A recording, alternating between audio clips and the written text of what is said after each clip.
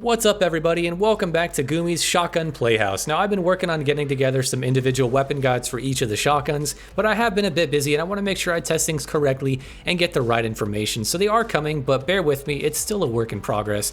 But I still want to make videos and cover these two shotguns we do have and crank out some content I think will be entertaining, hopefully, and informative for everybody. So what I wanted to do today was discuss what is probably something that is confusing to many people when they kit out their shotgun class, specifically for the Hauer. If you check out the barrels we have available for the gun, you'll notice we have the Ranger barrel, which gives us a massive bonus to our damage range, and then we have the Task Force barrel, which hurts our range, but instead gives us more damage overall. Right off the bat, you probably think that the Task Force is probably going to be the better barrel to use in most cases, because if you're in close quarters anyway, just get that extra damage to make sure you actually kill someone in one shot. At the end of the day, what we really want with the Hauer is to have that consistent one-shot kill. And which barrel is going to give us that? Now, the one-shot range though isn't the only thing to keep in mind. Is the Ranger barrel actually better than the Task Force barrel with its increased range? So let's check it out and compare these two barrels with some stats and get to the bottom of this and help us all understand what barrel to use and why. Now, before I get started listing off damage numbers though, I wanted to do a quick shout out to the man, the myth, the Gingerbeard legend exclusive ace, because he took the time to respond to a tweet where I asked him what his methods for testing shotgun damage were, and he took the time to make a detailed response in 3 tweets, and that was really awesome of him, and his method is exactly what I use to get my damage values. So in the off chance he sees this, thank you so much for the help, man. And in the 0.5% chance you aren't subscribed to him, which I highly doubt, go check him out because I'm basically a great value Walmart brand version of his channel and focus mostly on shotguns and quirky guns. But anyway, moving on. So first off, let's take a look at the damage profile. Now the damage values I got are hand tested, but I did them very meticulously, so I'm pretty confident in these numbers, but that's just something to keep in mind when we're dealing with no damage numbers like we had in Gunfight. Yeah, we do have that initial damage in the stats page, but that's just one damage value, and that's not enough to determine range and anything like that. So the base Hauer, looking at the stats, shows that it does 159 damage. That is absolutely accurate. Now if you go into custom games and put your max health at 160, you can shoot the enemy point blank and it will not kill them, and then right after you shoot them, you can throw a stun and that will kill them, because stuns take 1 damage point from you, so obviously 159 plus 1 is 160. Now with both of the shotguns in this game, they both have 8 pellets, and they both deal a flat damage and then a bonus based off of the number of pellets you hit your target with. In the case of the Hauer, you deal a flat damage of 135 damage, and then for each pellet that hits, you deal an additional 3 points of damage. So if we do the math here, 8 times 3 is 24, and then add that 24 to the base 135 damage, and you get 159. So the math just works out well that way. This means that in the Hauer's max damage range, you need at least 5 pellets to kill an enemy. Now looking at that effective range in the stats, before I didn't really think this number actually meant anything for the shotguns, but when I went back to check it out again, it seems that that 5.72 meter that we see in the stat page is actually the max damage range for the gun, which is just kind of weird because it doesn't make sense. You're probably thinking to yourself, Gumi, you said to ignore that number because the one-shot range for the base Hauer is like 6.1 meters, so what the hell gives?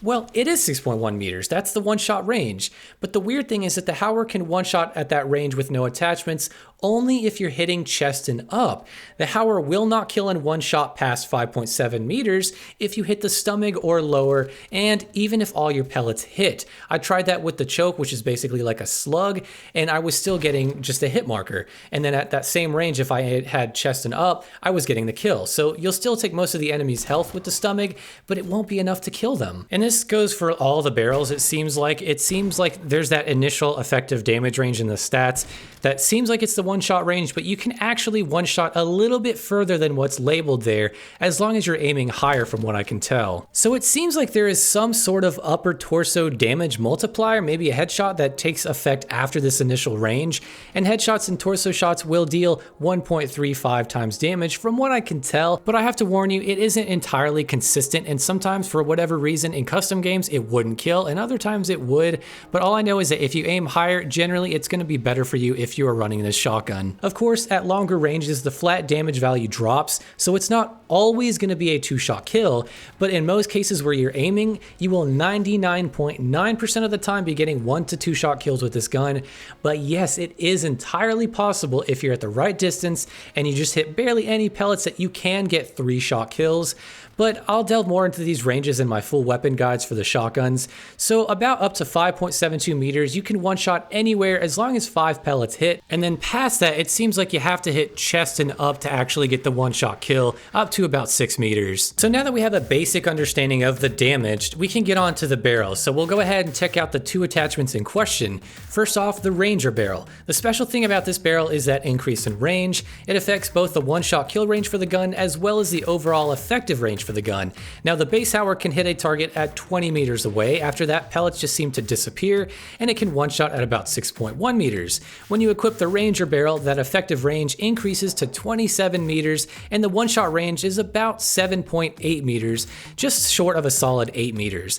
Now that 7.8 again is if you hit upper chest and head, it seems like. Otherwise that one-shot range is going to be more like 7.4 or 5 meters, as stated in the stats of the barrel, as long as those 5 pellets hit anywhere in the body.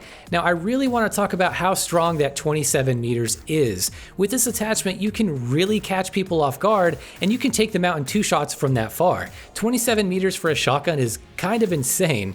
Of course, the problem is it's 2 shots, so you have to deal that slow rate of fire that pump shotguns are known for. And the one-shot kill bonus is nice, but if we take a look at the Task Force barrel, you'll see that we can get that one-shot range even better with it. Looking at said barrel, in the game stats, it says that it deals 45% more damage, and it also lowers our overall effective range by about 13%. So based off of what I was testing, it looks like you'll still get an initial base damage of 135 damage, but each pellet now deals about 4 times as much damage, so each pellet will deal about 12 points of damage. What this means is that in your effective damage range, which is now only 5 meters as opposed to 5.72, you only have to hit 2 pellets to get a kill. Of course, this also applies to the other ranges of the gun, like the effective range, which is now going to be only 18 meters.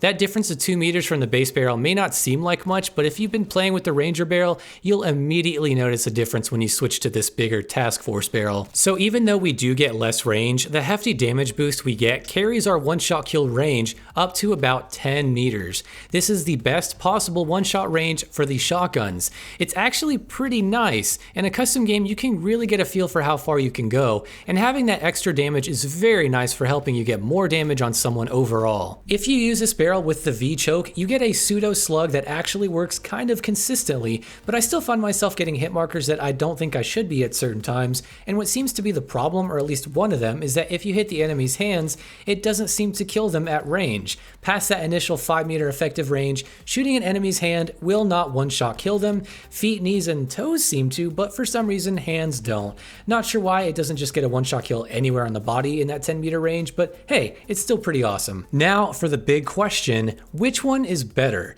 Well, in my opinion, the Task Force barrel is always a good choice. If you are used to that traditional style of shotgunning where you have to be really close and land that one good shot or you're screwed, this barrel can make this happen more often than any of the other barrels. The damage output is nasty and it can shrek people easily at closer ranges, but a big downside is that lack of effective range. Compared to the Ranger barrel, it falls way short, and while I usually like having the Task Force barrel for a bit more consistency, you absolutely cannot sleep on the Ranger barrel.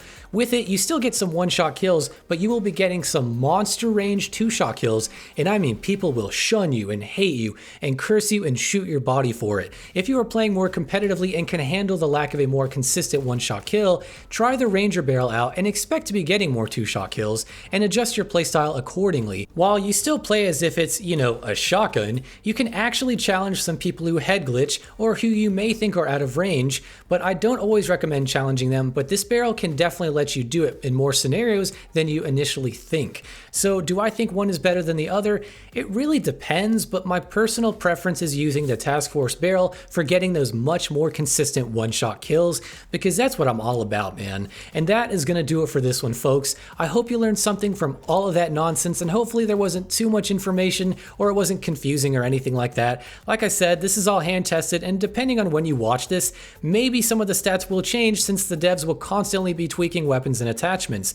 But if you want more shotgun videos for Call of Duty, weapon guides, and all that jazz, make sure to subscribe, as I plan on doing a lot more, and there will definitely be some Warzone content on the way soon. And with all that being said and out of the way, I want to wish you all a happy day/night, and I will see you in the next video.